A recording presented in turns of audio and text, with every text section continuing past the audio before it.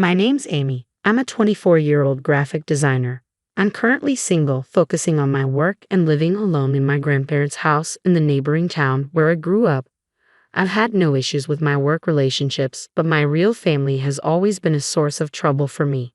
I have an older sister, Melissa, who's 2 years older and was always favored by her parents.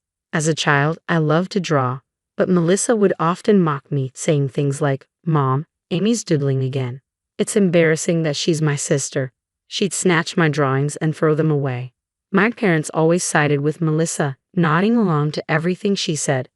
They told me I needed to work and bring in money after finishing school, but my maternal grandparents disagreed and took me in. Thanks to them, I attended high school in a nearby town. I wanted to repay them after graduating, but they encouraged me to pursue vocational school instead. I've always loved creating original characters, so I went to graphic design school. Even as a student, I entered logo and design competitions. Some companies liked my designs, but one offered to use my original character as their mascot, which kick-started my career as a freelance designer working from my grandparents' home. My grandparents have been traveling across national parks in America for about a year, so I'm currently managing their house alone. However, Melissa keeps criticizing me, asking when I'll start contributing to the household and belittling my work as a freelancer. She's dismissive despite my efforts to explain. I don't want them to think that my sister is like you. It's embarrassing, so don't come. I'll make sure you can't. Even if you do, I'll lend you my man. So why don't you go and experience what a date is like? It seemed that my sister did not want me to attend. Furthermore, I was a little puzzled by my sister's last words. After thinking a bit, I told her, "Understood. I won't have anything more to do with all of you. I don't think of you as family. I'll cut off my ties, but remember, I won't be responsible for whatever happens," and hung up. As I was about to hang up, I had a feeling that my sister was sneering at my words, but I ended the call without worrying about it. The next day, since there was no more wedding I had to attend, I was enjoying my long-awaited day off. As I was barbecuing in my backyard, the intercom at my house suddenly rang. There stood my sister and parents. "Hello, wasn't today supposed to be Melissa's wedding?" I was waiting for my fiance at the wedding venue, but no one showed up. Even when I asked the staff, they said that it had been canceled and there was no wedding scheduled, she yelled. To my sister's outcry, I calmly responded, "What does that have to do with me? Besides, I told you that I don't care what happens. I cut ties with you all yesterday. Please leave me alone." Everything started when my sister called me yesterday and told me not to attend the wedding. After hanging up the phone with my sister, our parents paid for Melissa's college and helped her get a job through connections. During college, she received a generous allowance and occasionally worked at nightclubs for extra money. In contrast, I've been working part-time since school days, gradually supporting my grandparents financially, although they insist they don't need it. Melissa looks down on me and doesn't understand my situation. Despite not being close to my family, they often criticize me without considering my circumstances. When I tried to stand up for myself, they made more hurtful remarks, so I usually keep quiet. Recently, Melissa invited me to her wedding, handed me the invitation, and bragged about her fiance, the heir to a major company. She made condescending remarks about my life and even offered to find me a boyfriend, which I politely declined. Although my grandparents won't attend due to a cruise trip, I decided to go to the wedding after reconsidering. I confirmed my schedule and prepared to attend, but then Melissa called unexpectedly, telling me not to come to the wedding because, as she put it, it wouldn't matter if I was absent. My parents laughed along with Melissa, suggesting I faked being sick to skip the wedding. I was hurt and unsure how to respond. This version maintains the essence of the original while improving punctuation and simplifying the language for clarity. I contacted someone. It was the father of my sister's fiance.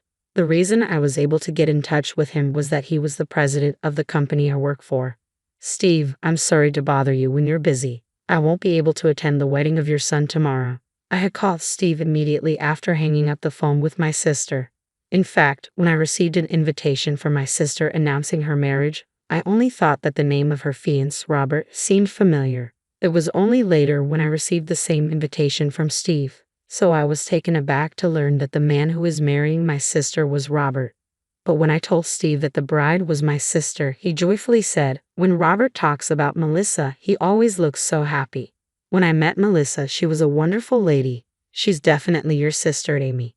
We look forward to working with you both personally and professionally.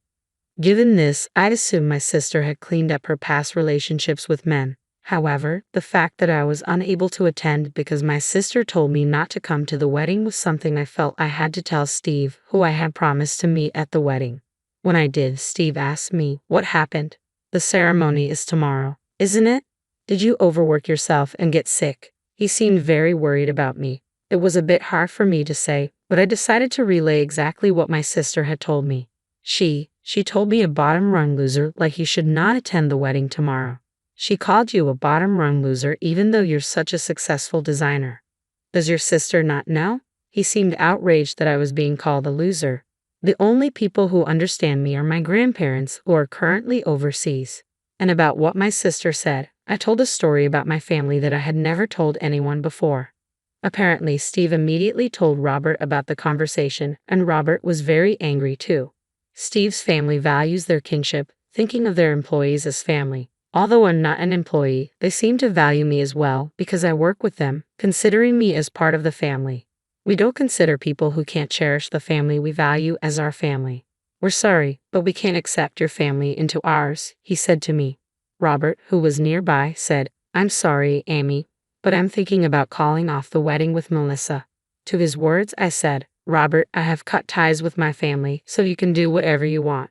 Also, there's something else I need to tell you," and decided to share a certain fact. "What is it?" Robert, not knowing what he was about to be told, responded in a worried voice. Feeling apologetic, I told him what my sister had said to me after she told me to skip the wedding. My sister said she was going to lend her boyfriend to me, so I hesitate to say this, but I think my sister has had bad habits with men since the old days. I suspect that she might have another man aside from you, Robert. What? She told me she was single when we started dating, and she came on to me. He seemed a bit shocked. Steve then came on the speaker. "Amy, you said you're free tomorrow, right?" "Yes, I plan to be at home all day." "I see. Our family will not attend the wedding. We have a proposal for you." Thinking it sounded fun, I agreed. The plan was to have a barbecue at my house on the day of the wedding. So when my sister and my parents came to my house, we were in the middle of the barbecue, including Steve and Robert. As I was dealing with them at the front door, Robert, noticing the three of them had arrived, peeked at the door. "Why is Robert here? Today is supposed to be the wedding." We went to the venue and were told the wedding was canceled. None of the attendees from your side showed up, and we couldn't contact anyone, so we were worried. "Why are you here? Don't tell me you two have been disgusting." My sister, upon seeing Robert, came at us all at once. There Robert sighed heavily and told my sister quietly, "You're someone who can't cherish family. We heard about your attitude and words towards Amy. You told me your sister was busy with work and couldn't see you often, but that's not the case at all." "Well, I'm ashamed that this unemployed loser is my sister. It's better for her public image to say that she's busy with work, isn't it?" "That's why I've been saying she's busy with work. What's wrong with that?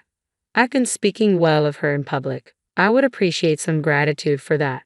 My sister insisted it was for my sake. Seeing my sister like this, Robert defended me, emphasizing how much I contributed to his company. "You know, it's proof of not valuing family when you, her own sister, have no idea what kind of work Amy does. You've been calling her unemployed, but her income should be at least double yours. And your parents treated Amy the same way, right? I can't be with someone who can't value their own family. We should consider our engagement off." "What? Off? Does that mean I can't get married?" Even though Melissa seemed furious, she turned towards me with a mocking grin. "Wait, Amy's job is that amazing? I wouldn't have known unless someone told me. From now on, I promise to listen to you, Amy. Let's get along better." After Robert pointed it out, Melissa's attitude towards me changed dramatically. Whether it was due to an interest in my salary or not, my family was trying to suck up to me, but I rejected them clearly. No way. After all the humiliation and looking down upon me, it's too convenient to now say let's get along. Stop joking. No matter how much you try to flatter me, I won't help you financially. I told you yesterday I've cut ties with you as a family. Don't get involved with me anymore. If you continue to stay here, I'll call the police. If you don't want that, leave right now." The moment I mentioned police, the three of them changed color and quickly dispersed. After that, Robert and I returned to the backyard and continued enjoying our barbecue. A month later, I received a call from an unknown number. Assuming it was work-related, I decided to answer. "Hey, I got a bill from Robert. What did you say? You knew about my affair?" Before I could say hello, Melissa's shrill voice echoed in my ear. "What are you talking about all of a sudden? I've repeatedly told you not to involve me, but you still do. I don't care about your affair anymore, so please never contact me again." With that, I hung up. Later, I heard from Robert that the investigation of Melissa's affair during their engagement had finished and it seemed possible to claim compensation and cancellation fees from the venue. As Melissa had quit her job with the plan of getting married, I heard she was juggling several part-time jobs to somehow pay the compensation. She seemed to have run crying to her parents, but their income had never been great, so I don't think that they could be of much help. As someone who was spoiled until now, I hope Melissa takes responsibility for what she's done. Currently, I'm still working with Steve's company. We've been discussing the opportunity for me to create various products as an exclusive designer. I look forward to continuing to work happily with these kind of people in the future.